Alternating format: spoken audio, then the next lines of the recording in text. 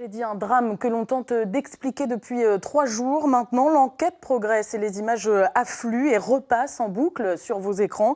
Les premiers portraits de terroristes présumés ont été dévoilés. Un regain de violence ressenti et vu aussi par les enfants. Alors, comment ont-ils vécu ces attentats? Nous nous sommes rendus dans un lycée du Havre recueillir la parole de ces jeunes. Voyez ce reportage signé Marie Obazac avec Danilo Comodi.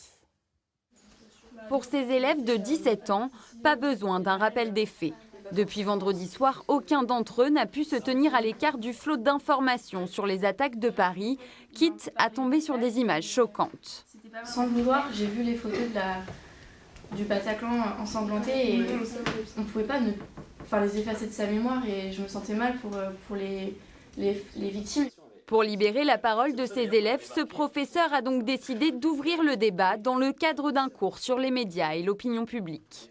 Je note toutes ces idées qui avancent de manière à pouvoir construire ensuite une semaine et demie de cours derrière et apporter les documents qui viendront battre en brèche leurs idées reçues ou alors aller dans leur sens justement.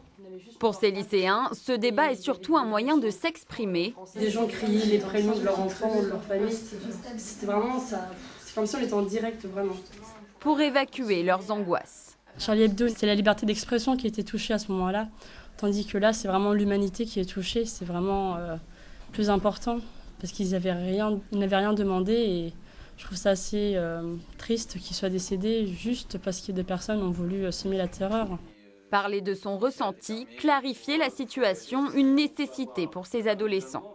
Pas confondre les migrants, les terroristes, les gens les gens de religion ou d'opinions différentes.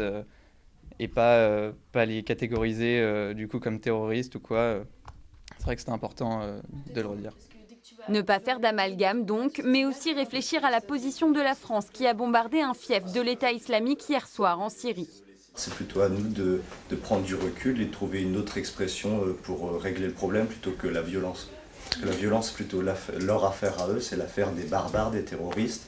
Toute la semaine, ces lycéens poursuivront le débat avec cette fois-ci des interventions plus régulières de leurs professeurs pour les guider dans leurs réflexions.